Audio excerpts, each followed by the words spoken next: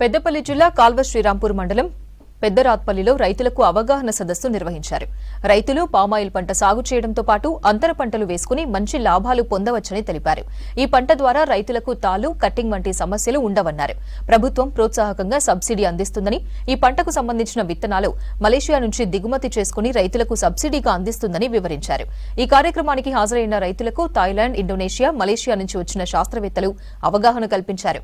పంటను అమ్ముకోవడానికి ఇక్కడ త్వరలో ప్రభుత్వ సహకారంతో కంపెనీని ప్రారంభిస్తామని అన్నారు.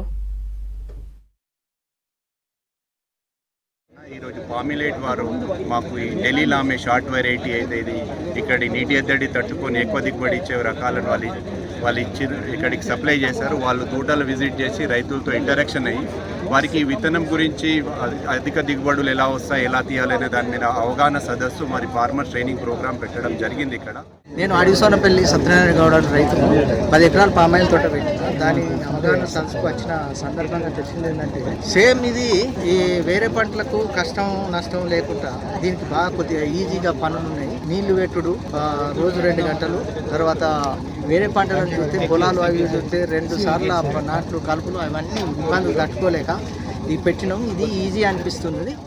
ఆయిల్ పామ్ సీడ్ సప్లై చేసిన సైంటిస్టులు 4 రావడం జరిగింది. వారితో పాటుగా రంగనాయకులు గారు మన ఫ్యాక్టరీ సైట్ పెద్దరాత్పల్లి శ్రీరాంపూర్ మండల్ పెద్దపల్లి జిల్లాకు రావడం జరిగింది. ఇక్కడ మన రైతులకు అవగాహన సదస్సు మరియు ఫ్యాక్టరీ గురించి కూడా ఎస్టాబ్లిష్మెంట్ ఉన్న సందేహాలని ఎప్పుడు స్టార్ట్ అయ్యిందని తర్వాత వాళ్ళు ఇక్కడ ఎక్స్పోజ్ చేయడానికి పిలవడం జరిగింది.